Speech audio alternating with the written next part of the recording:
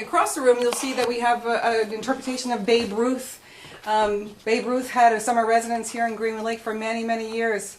Lots of people in town have pictures with him and his daughter. They own baseball bats from him. He was very, very popular up here for a while. He still carries on that tradition of the love of baseball in Greenwood Lake. Of course, now we have Derek Jeter instead, though. This is one of the beautiful hotels that Greenwood Lake hosted for many years ago. The main part of that building actually burnt down in a fire quite a few years ago, but that little white boathouse is still in existence today, although I think it's gray now. The Montclair, which is the ferry that you see right next to it, was one of the ferries that would bring people from one side of the lake to the other, from the train station back to the hotel. They really relied on the ferries for quite a lot of transportation because there were not many roads at that time. The New Continental still exists. You can get to it by boat or by car. You can enter on the road or take your boat right over and enjoy a meal there. Floyd Patterson had his training facility in Greenwood Lake many years ago.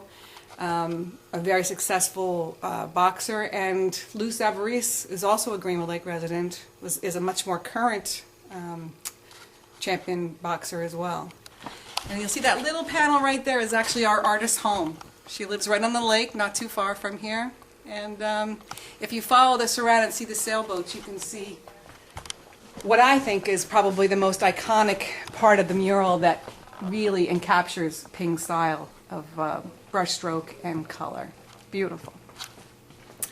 We're coming almost to the end of the mural, and what a lot of people didn't know is that Greenwood Lake had a history of making a lot of money by ice fishing and harvesting ice.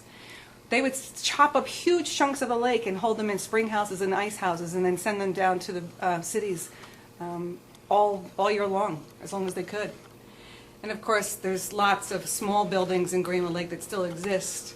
You can see that boy right there on his way to school, and the school is pictured right there. It's directly across from our front doors, and it still looks just like that, except for there's a couple of additions on it.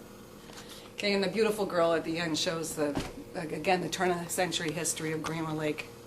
We were incorporated, about 80 years ago, maybe even a little bit more, maybe 90 years ago. But there's been residents in this area for hundreds of years.